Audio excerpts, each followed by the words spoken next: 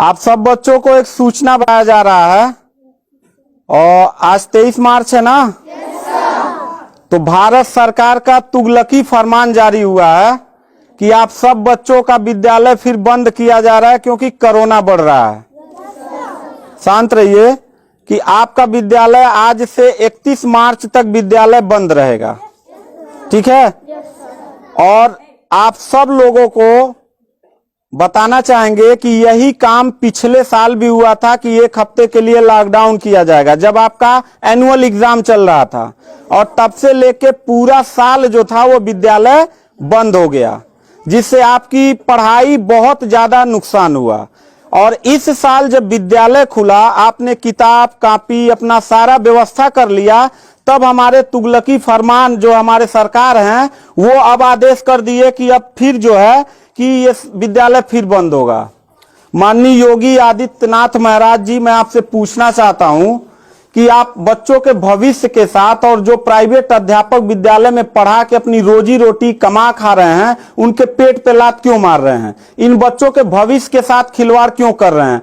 ठीक है, कोरोना अगर बढ़ रहा है, विद्यालय बंद था, पूरे साल में किसी एक अध्यापक ने, किसी एक प्रबंधक ने कभी भी विद्यालय खोलने के लिए कोई धरना प्रदर्शन नहीं किया और हम लोगों ने पूरा सपोर्ट किया। लेकिन बीच में अगर कोरोना फैल रहा है तो मैं आपसे पूछना चाहूंगा कि जब गोरखपुर महोत्सव आप करा रहे थे तब कोरोना फैल नहीं रहा था।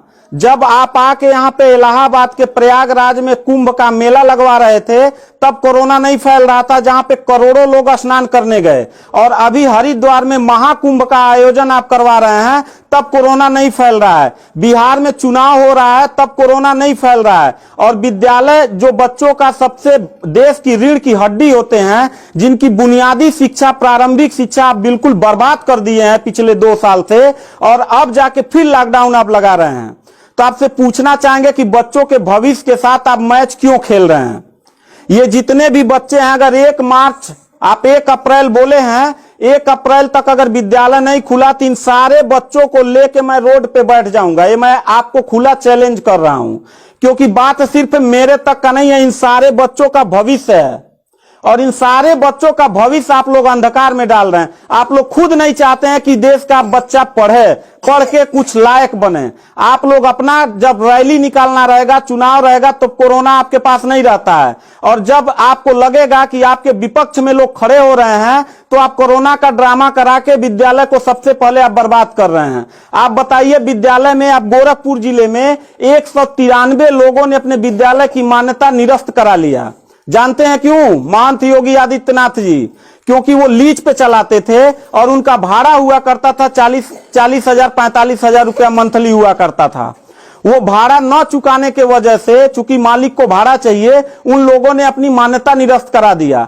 और सरकारी जो स्कूल है उनकी हालत तो पहले से मतलब खस्ता हो चुकी है। तो ऐसे कंडीशन में गार्जियन करे तो क्या करे, और हम अध्यापक करे तो क्या करें? ये जितने भी 16-17 स्टाफ हैं, इन सब लोगों की रोजी रोटी चलती है इन बच्चों के और इस विद्यालय के संस्था से। आप लोग हमारे पेट पे प्रहार कर रहे हैं, हम लोगों के व्यवसाय से प्रहार कर रहे हैं। अगर आपको लग रहा है कोरोना है, ठीक है, विद्यालय बंद कर दीजिए, तो आप ये भी अपनी नियत को साफ करिए कि कुंभ का जो मेला, महाकुंभ का लगवाने वाले हैं, उसको भी कैंसिल कर दीजिए। और जो गोरखपुर महोत्सव और गोरखनाथ का मेला लगवा के आप ड्रामा करवा रहे हैं वो भी बंद करवाइए। यानी आप खुद नियम का पहले फॉलो करिए, हम लोग नियम को फॉलो करने के लिए तैयार हैं। अगर लास्ट में जाते जाते यही कहेंगे, इन बच्चों को, चेहरों को देखिए, इनके माता पिता ने सारे बच्चों का, किनका मोबाइल बज रहा है, साइलेंट कर लीजिएगा सर। इन सब बच्चों के माता पिता ने, बच्चों कितने लोगों ने आप किताब कॉपी अपना सारा कंप्लीट कर लिए हो? पता है, एक एक बच्चों की किताब कॉपी 2-2 हजार रुपए की आती है। आप फिर लॉकडाउन लगा दिए, इनकी पूरी पढ़ाई बर्बाद हो गई। अब यानी आपने 1 हफ्ते का लगाया है, आपकी नीयत पे तो मुझे 100% विश्वास है ही नहीं है कि आप करोगे क्या। आप पूरे साल पढ़ाई बर्बाद करोगे। हाथ नीचे करिए। अब ये बच्चे करेंगे क्या? किताब लेकिन के गार्जियन करेंगे क्या? हम लोगों ने पूरा कोऑपरेट किया सरकार को। जितना दिन लॉकडाउन लगा था उतना दिन का मैंने पूरे सभी विद्यालय के लोगों ने शुल्क माफ कर दिया, क्योंकि गार्जियन के ऊपर कोई लोड न पड़े। हम लोगों ने टीचरों को पेमेंट नहीं किया, क्योंकि हम लोगों ने जब फीस नहीं लिया तो पेमेंट कहां से करें। हम लोगों ने पूरा सरकार का साथ दिया, जितना हो सकता था सब लोगों ने साथ दिया।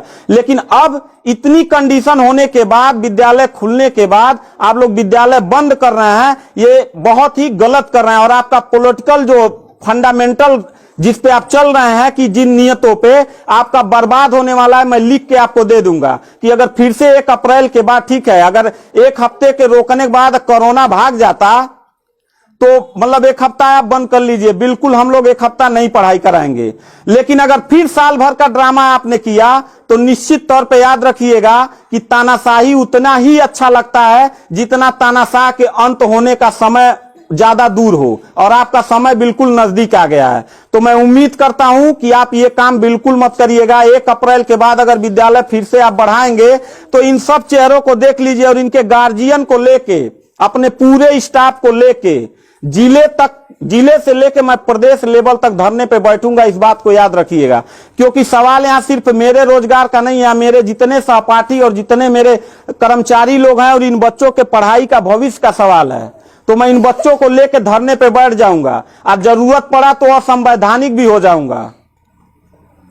इसी के साथ मैं सरकार से रिक्वेस्ट करूंगा कि अगर 1 हफ्ता में बंद करने से कोरोना भाग जाता है तो हम सब लोग आपके साथ हैं, अगर नहीं भागता है तो 1 अप्रैल से छोड़ दीजिए। हम लोगों को कोरोना होगा, मरेंगे, क्या करेंगे वो हम लोगों की रिस्पांसिबिलिटी है। आपको इतना चिंता करने की जरूरत नहीं है, क्योंकि कोरोना में लॉकडाउन लगाने के बाद खाना हम ही लोग पहुंचाएंगे, लोगों के आने जाने की व्यवस्था हम ही लोग करेंगे, उनके दवा दारू की व्यवस्था हम ही लोग करेंगे। आप सिर्फ ड्रामा करेंगे, सिर्फ थरिया पिटवाएंगे और मोमबत्ती जलवाएंगे, इससे ज्यादा तो आपकी कुछ औकात है ही नहीं है। तो मैं उम्मीद करता हूं कि 1 अप्रैल के बाद आप विद्यालय खोल दीजिएगा। इन बच्चों के भविष्य के साथ आप लोग खिलवाड़ मत करिएगा।